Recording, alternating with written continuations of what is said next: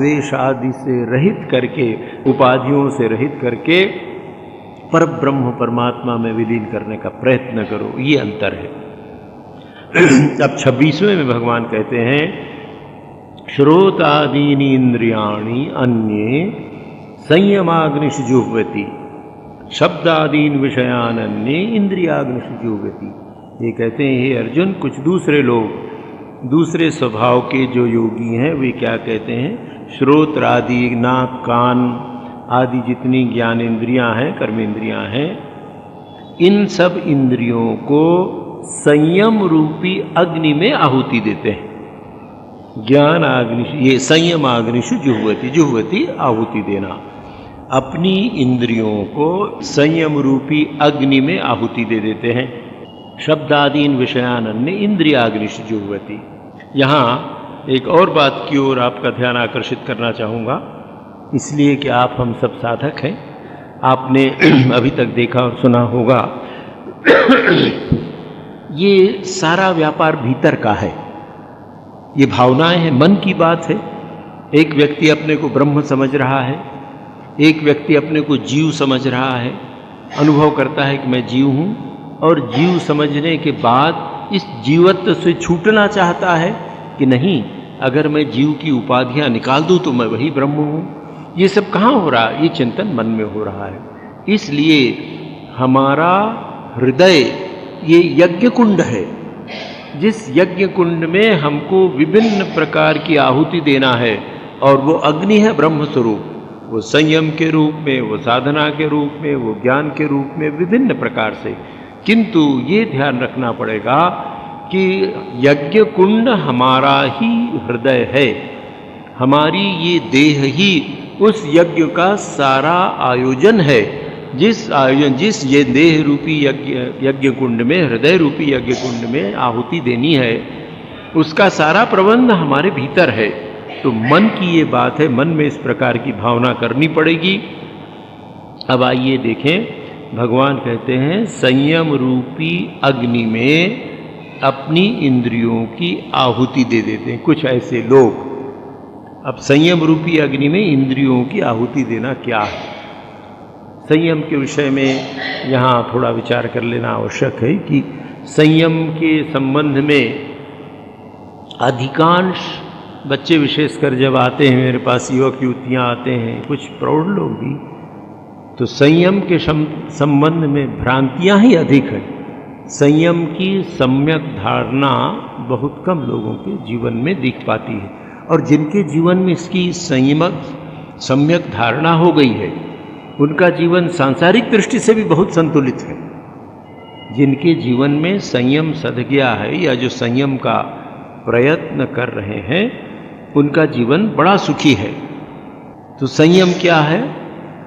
सम्यक रूप से नियंत्रित करना, ठीक ठीक नियंत्रित करने का नाम संयम है। संयम के निषेधात्मक और विधेयात्मक दो पक्ष हैं, negative aspect and positive aspect. तो निषेधात्मक पक्ष इतना तीव्र हो जाता है कि फिर ये संयम हमारे जीवन में दम होकर कुंठा में परिवर्तित हो जाता है, और ये कुंठा जीवन को नष्ट कर देती है। किस प्रकार संयम की भ्रांति होती है? कुछ दिनों पूर्व एक जगह जाना हुआ था, रायपुर नगर की बात नहीं है पर छत्तीसगढ़ की ही बात है। उन लोगों ने बुलाया था, निमंत्रण दिया था, तो गए, बहुत धार्मिक लोग हैं, बुलाया। तो जब वहाँ गए तो जो बैठने की व्यवस्था थी, वो बैठने की व्यवस्था जैसे आप लोग बैठे, इसमें से चलकर आगे जैसे इस प्रकार मंच है, यहाँ बैठना है, या अन्य जगह बैठने की व्यवस्था, वहाँ मुझे बैठना है। तो दरी बिछी है।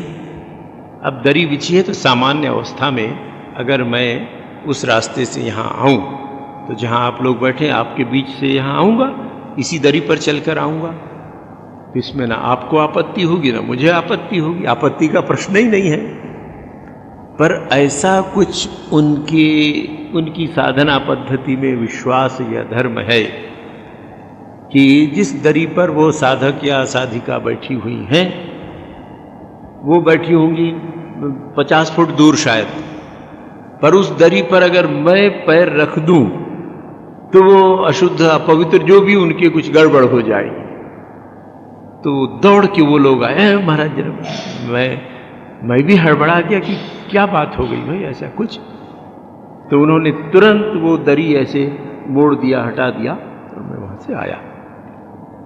तो खैर मुझे तो उसका कोई अंतर नहीं पड़ा।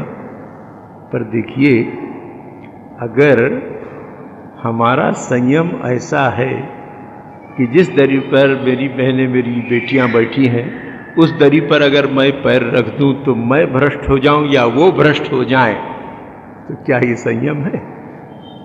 ये संयम की विकृति है। इसलिए कि हम संयम को ठीक से समझने का प्रयत्न नहीं करते।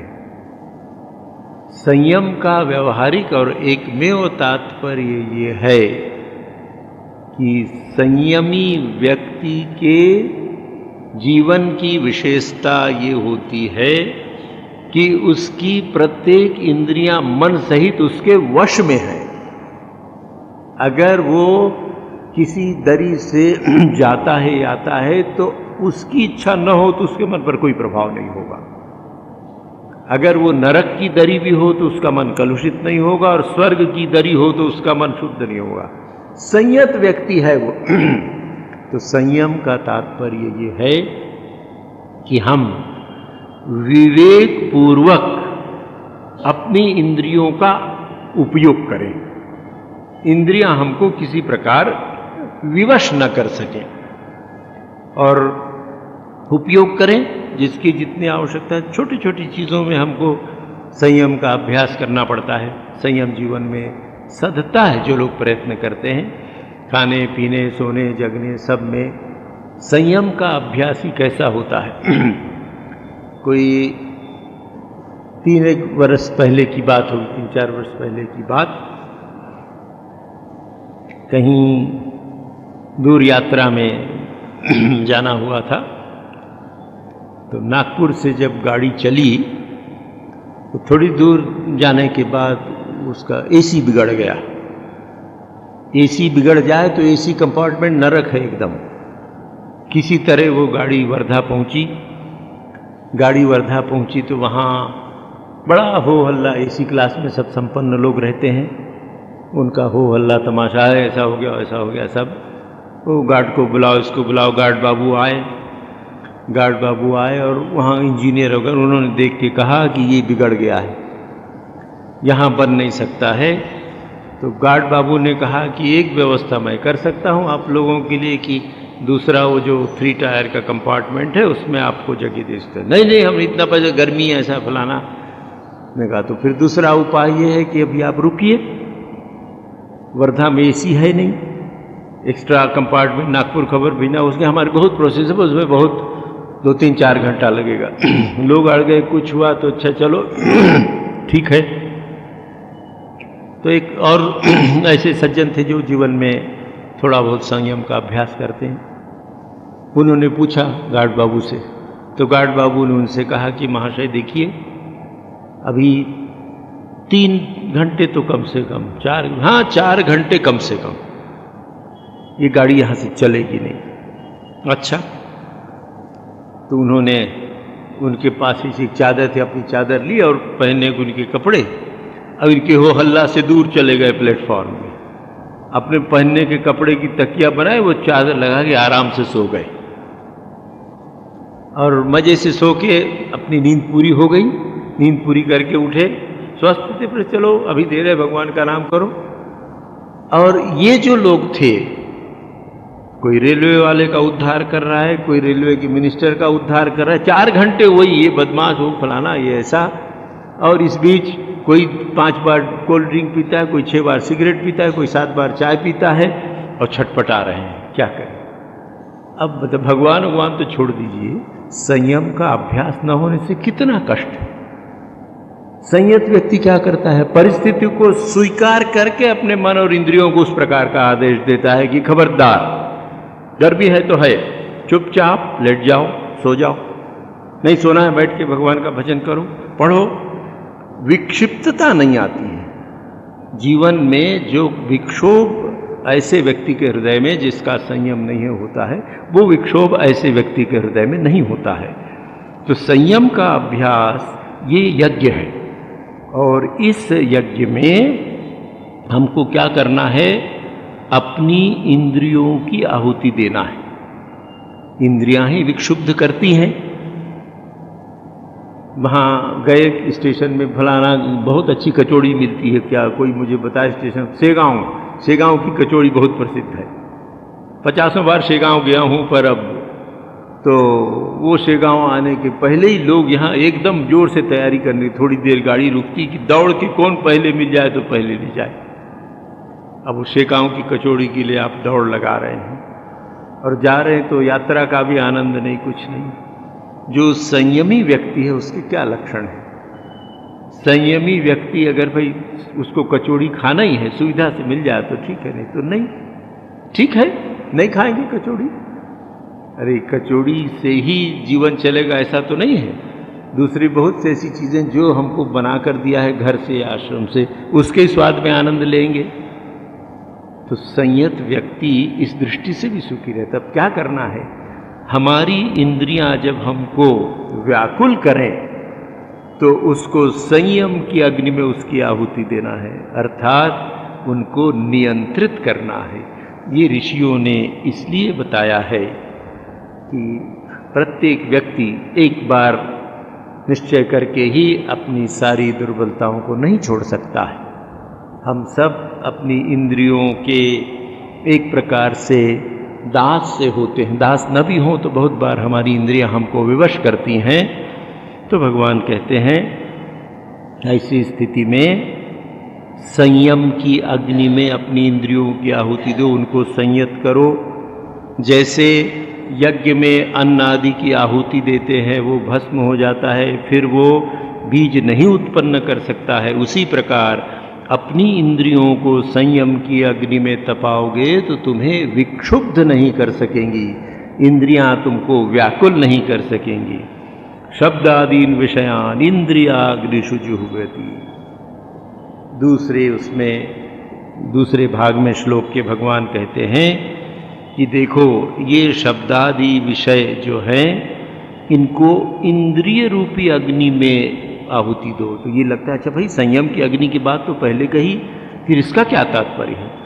इसका तात्पर्य ये है कि अपनी इंद्रियों को इस प्रकार प्रशिक्षित करो। ये परस्पर संबंधित है, मन इंद्रियां एक साथ।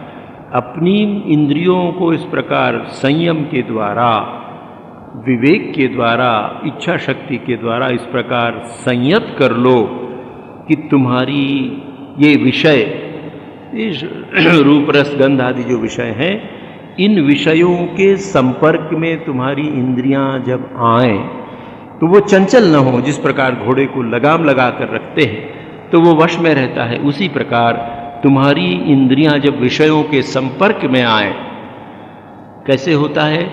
कई बार इसका उदाहरण आप लोग भी देखते होंगे। मैं बहुत यात्रा करता रहता हूँ इसलिए मुझे बहुत दिखता है। विशेषकर कलकत्ते जब जाते हैं तो बंगाल जब शुरू हो जाता है तो वहाँ लोग झाल मुड़ी, वो बहुत तेज मुर्रा रहता है, उसमें मसाला वसाला डाल के बनाते, वो बेचते हैं। लोग उसके पहले एसी में जो लोग बैठे होते हैं या दूसरे लोग, रेलवे वाले नाश्ता दे जाते हैं। कई बार मैंने देखा है। तो रेलवे वाले नाश्ता दे गए, पेट भर नाश्ता कर लिया, या घर से भी लाए थे वो भी नाश्ता कर लिया। गाड़ी पहुंचने वाली हावड़ा, उतरी में वो झालमुड़ी वाला आ गया। तो झालमुड़ी वाला के आते ही इनके सारे बंधन ढीले हो जाते हैं। नाश्ता जो कर बोल के सब, अरे दौड़ के लाओ भाई, जल्दी ले आओ, गाड़ी जल्दी छूटने वाली है, या उस स्टेशन से वो जल्दी वो उतर जाने वाला है। पेट भर खा लिया तो वो झालमुड़ी खरीद कर खाने बैठे, नहीं खाया। तो जिनको झालमुड़ी नहीं मिली उनका मन भी विक्षुब्ध किया, अरे चलो चूक गया, इतना अच्छा था। पति पत्नी हो तो आपस में लड़ते, तुमको पहले ही कहा था दरवाजे के पास खड़े रहना, आप खड़े नहीं थे तो इसलिए जाओ, देखो वो लोग खड़े थे तो उन्होंने झालमुड़ी खरीद लिया, तुम खरीद नहीं पाए। अर्थात आप देखिए, जो ही हमारी इंद्रियां विषयों के संपर्क में आई, ये हमारी इंद्रियों को क्षुब्ध कर देती है। भगवान कहते हैं इंद्रियाग्निषु इंद्रिय यज्ञ का प्रतीक है, अग्नि का प्रतीक, उसको यज्ञ कुंड बना दो इंद्रियों को, और मन को सावधानी से कहो कि नहीं, तुम विषयों के संपर्क में आ सकते हो, इंद्रियों के पास विषय आए हैं किंतु वो विषय मुझको विक्षुब्ध नहीं कर सकेंगे। इंद्रियों को जितनी आवश्यकता है उतना ही हम लेंगे, इंद्रियों का उपयोग करेंगे, इंद्रियों का भोग नहीं करेंगे। ये अंतर समझ लेना होगा। संयमी व्यक्ति अपनी इंद्रियों का उपयोग करता है, असंयमी व्यक्ति इंद्रियों का भोग करता है, और थोड़े दिन में फिर इंद्रियां ही उसका भोग करने लगती हैं, वो उसके ऊपर अपना कोई अधिकार नहीं रह जाता है। इसलिए यहाँ संयम यही तात्पर्य है कि हम इंद्रियों को संयत करें। फिर भगवान 27वें श्लोक में सर्वाणि इंद्रिय कर्माणि प्राण कर्माणि चापरे आत्मसंयम योगाग्नौ जुह्वति ज्ञान दीपिते, इसके संबंध में आचार्यों ने बहुत सी व्याख्याएं हमारे सामने दी हैं, रखी हैं। आत्मसंयम योगाग्नौ ज्ञान दीपिते, ज्ञान से उद्दीप्त, ज्ञान से प्रकाशित आत्मसंयम योग रूपी अग्नि में समस्त इंद्रियों के कर्म को, प्राणों के कर्म को लोग आहुति दे देते हैं। ज्ञान योग की ये परंपरा है। ये विभिन्न प्रकार के, इस प्रकार लगभग 13 या 14 यज्ञ भगवान ने यहाँ गिनाए हैं। इसका तात्पर्य यह है कि जीवन का प्रत्येक कार्य यज्ञ में परिणित किया जा सकता है, और ये दैनंदिन जीवन ही यज्ञ है। जब हमारा जीवन यज्ञ बन जाएगा तो इसी जीवन में अपने अपने कर्मों को करते हुए हमें जीवन की पद्धति नहीं बदलनी है, बदलना है जीवन की दृष्टि। सारा परिवर्तन अंदर लाना है, भीतर परिवर्तन आया तो सृष्टि अपने आप बदल जाएगी। तो भगवान क्या कहते हैं, आत्म संयम रूपी योग अग्नि प्रज्वलित करो। कैसे? ज्ञान दीपिते, ज्ञान से प्रज्वलित। जिस संयम के पीछे ज्ञान नहीं होगा, विवेक नहीं होगा, ऐसा संयम, आत्म संयम योग कभी नहीं हो सकता है। संयम के 2 भाग मैंने आपको बताए, निषेधात्मक और विधेयात्मक। हमारे शास्त्रों में इसको शम और दम कहा गया है। ये बड़े पते की बात है, इसको ठीक से अगर हम स्मरण रखें तो बड़ी सुविधा हो जाएगी जीवन में। संयम का प्रारंभ तो दम से होता है, कोई संदेह नहीं। मान लीजिए डॉक्टर ने एक व्यक्ति को कहा कि देखो आपको मधुमेह है, डायबिटीज़ है, मिठाई नहीं खाना, मिठाई खाओगे तो कष्ट होगा। तो पहले दमन, घर में रोज मिठाई खाते हैं, या मंदिर में गए या आश्रम में आए, भंडारे में गए, मिठाई मिल रहा है तो मिठाई मिल रहा है तो नहीं खाएंगे, तो पहले दमन। दमन क्या कि मिठाई नहीं खाएंगे, निश्चय कर लिया, हटाओ भाई, हमको मिठाई नहीं परोसना, हमको बिना शक्कर की चाय पिलाओ, दही में शक्कर नहीं खाएंगे, आइसक्रीम नहीं खाएंगे। तो दमन किया उसका पहले। किंतु केवल दमन करके यदि हम रहेंगे तो एक दिन दमन फूट पड़ेगा, और आज एक रसगुल्ला खाने को मना किया तो कल 4 रसगुल्ले खाने लगेंगे, 10 रसगुल्ले खाने लगेंगे। ऐसा होता है, आप भी देखते होंगे, मैंने भी देखा है। बहुत पहले की बात है, इसी आश्रम में तब ब्रह्मलीन स्वामी आत्मानंद जी महाराज थे। एक विशेष प्रकार के कुछ लोगों को निमंत्रित किया था, वो विशेष प्रकार का काम करते थे, सेवा आदि, क्योंकि उसको बताना ठीक नहीं है, आप सब लोग उससे फिर जान जाएंगे, समझ जाएंगे, तो उनको निमंत्रण दिया। तो उन लोगों ने ऐसी सूची दी कि अच्छा हम ऐसा खाते हैं, इसमें नमक नहीं, उसमें फलाना नहीं, इसमें नीम की चटनी और उसमें लहसुन की चटनी, सारी व्यवस्था की गई। तो उनमें से एक सज्जन थे, वो कहने लगे कि देखो ये क्या है। मैंने कहा भाई ये नीम की चटनी और मिर्ची की चटनी क्या बात है? अरे ब्रह्मचारी महाराज आप जानते नहीं, देखो ये इसी से संयम होता है। मैं कहा कैसे भैया? अगर ऐसा लगा रसगुल्ला खाना चाहिए तो हम जीव को नीम की चटनी खिलाएंगे। अच्छा बात, मिर्ची की चटनी खिलाएंगे, खिलाओ भैया। तो ऐसे नीम और मिर्ची की चटनी खिलाने वाले लोगों को बुलाए, काफ़ी संख्या में लोग यहाँ थे। तो जैसे हमारे आश्रम की व्यवस्था है, हम लोगों ने पूजा की। एक भक्त भी, 1-2 भक्त मिल गए, उन्होंने कहा महाराज जो लोग आ रहे हैं तो प्रसाद चढ़ाएंगे। तो उस समय हलवाई लाइन हुआ करती थी, अभी तो शायद कुछ दूसरा हो गया वहाँ। उसमें बहुत अच्छा रसगुल्ला बना करता था, तो वो बहुत सा लाए, और लड्डू लाए, ठाकुर जी को भोग लगाए, और हम लोग भी बैठे साथ में भोजन, और जो हमारे दूसरे भक्त थे, हमारे लड़के थे, और वो लोग भी साथ में भोजन करने बैठे। तो उनकी व्यवस्था में तो उनका जो था वैसा सब परोसा गया, मैं सब दे रखा, और रसगुल्ले और वो, तो वो एक आध दो व्यक्ति को छोड़कर दूसरा इधर, महाराज क्या है, ये क्या है? ना भगवान का प्रसाद। हाँ प्रसाद है तो ठीक है, चलेगा। और ये नीम की चटनी और मिर्ची की चटनी खाने वाले लोग ऐसे महावीर निकले कि हमारे बच्चों को प्रसाद ही नहीं मिला। वो टीन के टीन रसगुल्ले उड़ा गए। एकदम संयम की बात, चप्पल नहीं पहनेंगे और फलाना ऐसे चलेंगे और वैसे चलेंगे। तो ये जो दम का पक्ष है, केवल दमन से जीवन कुंठित हो जाता है। दमन के साथ शम, शम अर्थात विवेक पूर्वक मन को समझाना कि देखो इससे ये हानि होगी, तुम्हारे आध्यात्मिक जीवन में इस प्रकार के राजसिक भोजन से, अधिभोजन से या जिह्वा के दासत्व से हानि होगी, इसलिए उसको मत खाओ।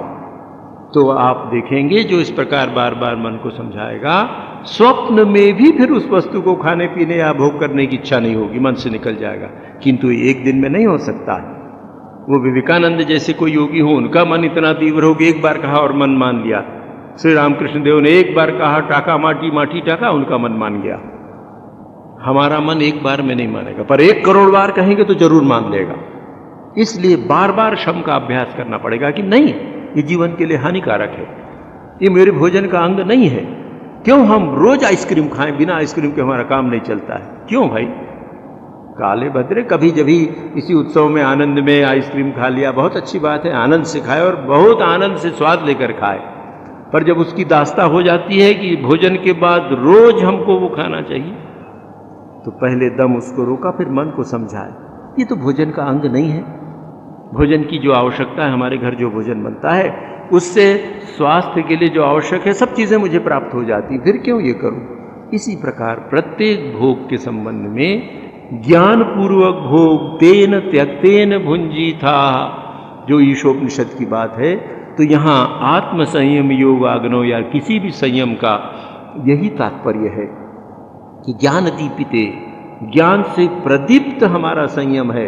विचार पूर्वक, विवेक पूर्वक मैंने इस वस्तु को छोड़ा है, इसलिए कि ये त्याज्य है, आध्यात्मिक जीवन में बाधक है, इसलिए मैंने छोड़ा है, इसमें ये बुराइयां हैं। इस प्रकार जब हम ज्ञान के द्वारा अपने संयम को जागृत करते हैं और आत्म संयम, सभी प्रकार का शरीर मन बुद्धि सभी प्रकार का संयम, सभी इंद्रियों को संयत करके, और तब आत्म संयम रूपी योग की अग्नि जलाते हैं और उसको ज्ञान से प्रदीप्त करते हैं, दम और शम दोनों का जीवन में अभ्यास करके, तब संपूर्ण अपने इंद्रियों के कर्म को, प्राण के कर्म को उसमें आहुति दे देते, जैसे यज्ञ में आहुति देते हैं, ऐसा आहुति अगर व्यक्ति दे तो वो ईश्वर प्राप्ति के योग्य हो जाता है।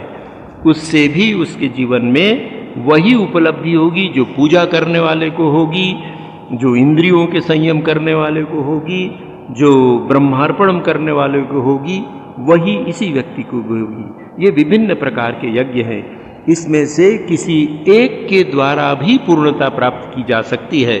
अपने अपने स्वभाव और शक्ति के अनुसार हमको उसका चयन करके अभ्यास करना है। यही इस यज्ञ की बात है, परंपरा है, जिसका जीवन में अभ्यास करने का प्रयत्न करें। आगामी रविवार के लिए अब सब आप सादर आमंत्रित हैं। आइए थोड़ा शांति पाठ कर लें। ओम शांति शांति शांति। हरि ओम तत्सत्। श्री राम कृष्णार्पणमस्तु।